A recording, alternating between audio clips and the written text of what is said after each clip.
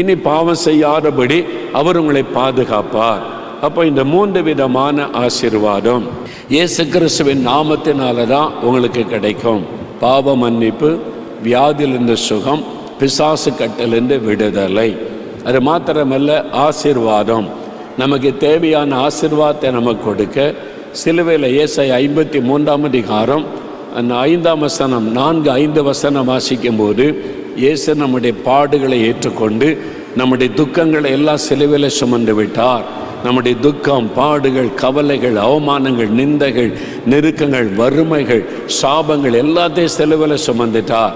அப்போ இயேசுவின் நாமத்தை சொல்லி கூப்பிட்டா இதில் இருந்தெல்லாம் நீங்கள் விடுதலையும் ஆசீர்வாதத்தையும் பெற்றுக்கொள்ள முடியும். ரொம்ப சிம்பிள்.